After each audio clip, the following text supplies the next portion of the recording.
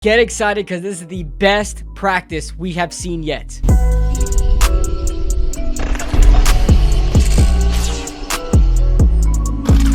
What is going on, guys? What is going on, 27 Squad? Welcome back into another video. Today we're going over day 4 of New York Giants 2023 training camp, and man, a lot to talk about today. Very exciting.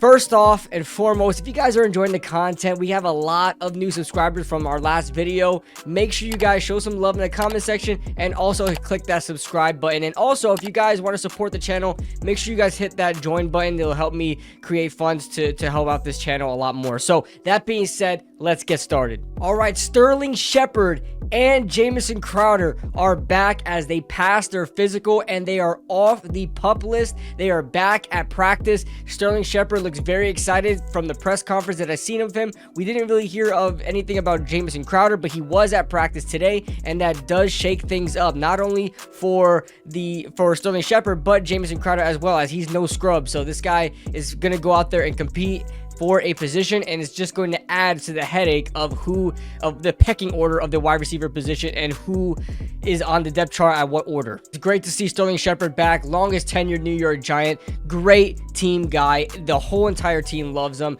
He's just one of the best players as far as on and off the field goes, and I'm excited to see him back. And let's see how he performs, as it looks like he is pretty much with no other barriers. He should be ready for day 1. Jamison Crowder as well. Jamison Crowder is a roster bubble guy, but he is a veteran, and he's a guy that can compete for some time. You see Cole Beasley making it up all the way to the first team. No reason why Jamison Crowder wouldn't compete either. We're still waiting on Wan'Dale and Aaron Robinson, the wide receiver and cornerback, to come back. Also, we're waiting on A'Shawn Robinson, so 3 Robinsons, and DJ Davidson. A lot of sons here. We're still waiting on them to come off the PUP list. All right, we've got some more changes today. We're going to be going over this every single day, even if they're like the normal changes that we're seeing, just so I can keep you guys well informed. Now, starting at the left guard position, we have a new contender, a new challenger, and that is Tyree Phillips, the offensive lineman that we picked up last year. He was kind of a depth guy for us. I think he started a couple of games because we needed him to, and he winds up starting at left guard with the first team reps. And then Bredesen was working some snaps at center with the ones, but it was JMS to do it for the majority of the day. But he was mostly working with the second team at the right guard position. That's Ben Bredesen I'm talking about. Was with the second team working right guard mostly today, but he was also doing some center stuff as well. Inside linebacker, we had Darrian Beavers back at inside linebacker 2. Him and Micah McFadden have been sharing those first team reps and kind of splitting them as they go on. And Micah McFadden, so far, I think, in my opinion, he's been making more plays. I've been hearing more of Micah McFadden working with the first team than I have with Darrian Beavers. That's just me. And then we have Cordell Flott back in the slot, but I did hear that he struggled today. I did hear that he wasn't as strong as he was before working with the first team, so that is interesting to note. As Darnay Holmes, I believe, performed regularly as Darnay Holmes does. And Jason Pinnock, we'll get to him later. He made a huge play at the end of practice. We'll get into him later. He is working with the first team at safety. So the Giants mostly worked from midfield today, so the touchdowns were at a minimum. They didn't really go into the red zone as much. They did some one-on-ones, obviously. We've seen a lot of clips of that on Twitter. We'll get into a little bit of that later.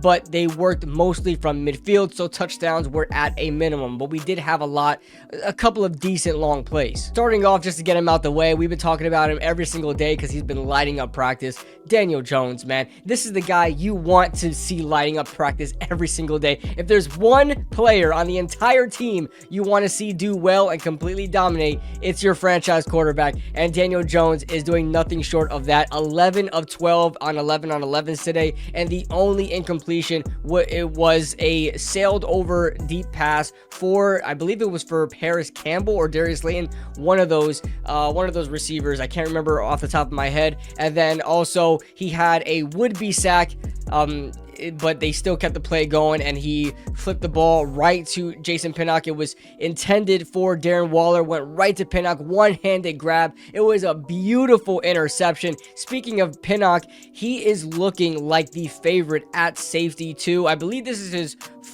second or third practice with him playing at the first team. This is his second practice playing with the first team because they rotated 3 safeties. This is the second. This should be the second rotation now. So. But he's been absolutely balling. He's been looking like the best out there. Dane Belton, to me, is just not ready. I know a lot of people want to have high hopes for Belton because he's a Shane pick and he was a 4th round pick, so they had a lot of regard for him. But guys, he's not good. Dane Belton is just not good, especially not yet. We'll see what happens later on down the road. But Jason Pinnock seems like that guy at safety too. Jalen Hyatt is continuing to impress as he did a lot of work in one-on-ones where he made a couple of great plays in the red zone. He had one play in particular that was a fade route on Rodarius Williams for a touchdown that looked pretty damn good, and he's just been doing very well. He hasn't been like Randy Moss out there, but guy is showing off his speed and running decent routes, and he's getting things done. He's looking like he's on track to get a lot of playing time in the beginning of this season and in his rookie season. He also had the play of the day from Tyrod Taylor, deep pass to Jalen Hyatt on Dane Belton, who I assume was playing deep safety, and completely torched him. I believe that was a midfield play all the way into the end zone. So great job by Jalen Hyatt. And on the flip side, Deontay Banks continues to struggle. I say it again. I know a lot of people were on board with me saying this, but I know there are still some people in my comments, on Twitter comments, on other people's channels, going as far as saying that Deontay Banks might fall on the depth chart to Tre Hawkins. Now, we'll get to Tre Hawkins in just a second, but Deontay Banks, guys, I think we have to stop looking at the Pat Surtains of the world. We have to stop looking at the Sauce Gardners of the world and saying every cornerback that is drafted in the first round should look like this. Absolutely not. Those are anomalies. Those are great, phenomenal players, but that is just not how the cornerback position works, especially as a rookie cornerback develops in the NFL. It takes time for these guys to develop. On top of that, practice isn't everything. Let's keep that in mind. Practice is not everything. If you guys remember Corey Ballantyne, who was our 6th or 7th round pick a couple of years ago, was looking fantastic after getting shot in the ass, came back and was balling out, even worked with the first team during the preseason, worked with the first team in training camp during the preseason, was getting first team reps, was looking like he was going to be a star, and where is he now? Guy is just a depth player. I believe he played with a couple of teams, including the Jets and the Falcons. That's not to say that training camp is just not a good indicator. It is, but it's not everything. Okay, Tre Hawkins is doing fantastic. I don't want to take anything away from him, but Deontay Banks has been working with the first team since the second day of OTA practice. Okay, he was working with the second team. The last time he worked with the second team was when Amani Oruwariye took first team reps over him in day 1 of OTAs. Ever since then, Deontay Banks has been getting torched by Darren Waller. Okay, Darren Waller has been absolutely unstoppable and made Deontay Banks look like a rookie and torched him. Okay, it looked like Deontay Banks took a bad jam, missed the jam completely, and Darren Waller is 6'6", and he's killing everybody in practice. So guys, we can't over exaggerate. Okay, Darren Waller also in practice today, it was on film, killed Bobby McCain. I think Bobby McCain got screwed worse than Deontay Banks did. And let's keep in mind, a lot of the bad is going to be shown on social media rather than the good. Not the spectacular, but the good. It also says in John Schmelk's notes, it said that he did have a couple of batted passes today. Obviously, not a lot of people are going to pay attention to that because it's not a highlight play. It's not an interception or anything like that. But he had a couple of batted passes. So it's not like he is completely just getting dominated. He is a liability. He's BW Webb out there. He's not. Now, moving on to Tre Hawkins, like I said, I don't want to take anything away from Tre Hawkins. I think he's doing fantastic. I am so impressed with this guy. First of all, when we drafted him, when the Giants drafted him in the 6th round this year, I didn't see any film from him. But if you look at his measurables, dude ran like a close to a 4.2, I believe a 4.3. He is 6'3". He has a long wingspan. He's just a lanky player. He is an absolute prototype, a Tariq Woolen sort of build to him. And he's almost having a Tariq Woolen sort of upcoming right now. Woolen was drafted in the 5th round. he was drafted in the 6th round. I mean, when it comes to prototypes like that, guys of that size and speed and length, you gotta draft this guy. You gotta give him a chance because he may show out like this. We've seen Tre Hawkins time and time again make some impressive plays, especially in one-on-ones. Okay, we've seen him guard a great pass against Bryce Ford Wheaton early in training camp where he had that interception, and we saw yesterday him guarding against Jalen Hyatt, but Hyatt made a spectacular grab, but it was still great coverage by Hawkins.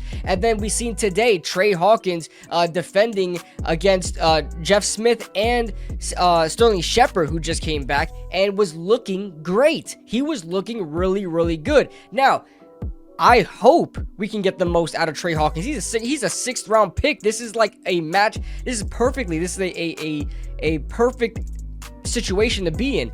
I'm not going to go as far as to say as he's better than Deontay Banks yet. I mean, we're talking about a 1st round pick versus a 6th round pick. I'm not saying he's better than Banks yet. I'm not doing that yet. So I'm gonna keep my hope in Banks. Banks has been he's been going against Darius Slayton. He's been going against Paris Campbell. He's been going against Darren Waller this whole time, as opposed to Tre Hawkins, who's been going against Jeff Smith, a Sterling Shepard who just came back.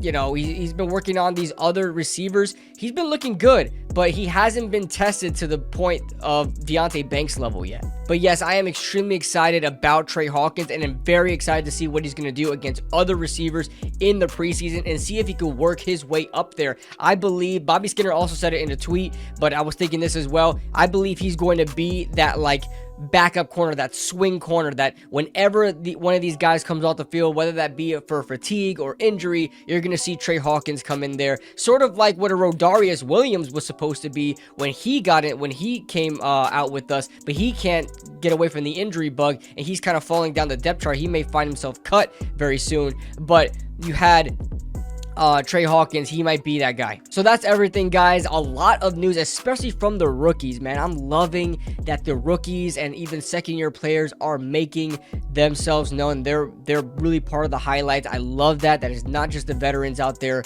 showing off. I love to see the young guys going off as well. Now, if you guys notice, we haven't heard a lot about offensive linemen or even defensive linemen because the pads aren't on. It's just not even fair to document a lot of this stuff or really talk about this stuff in depth when it comes to how well these guys are doing, because the pads aren't on yet. They're not playing full yet. The technique isn't the same. The grit isn't the same. None of it's really where it should be right now. So wait till the pads come on. Then I'm sure we're going to hear a lot about those trench players. So we'll see what happens there. So that's all I got for you guys today. Make sure if you guys enjoyed the video, make sure you guys hit that like button and subscribe if you guys are new to the channel. I'm Kid Blue, and I'll see you guys in the next video.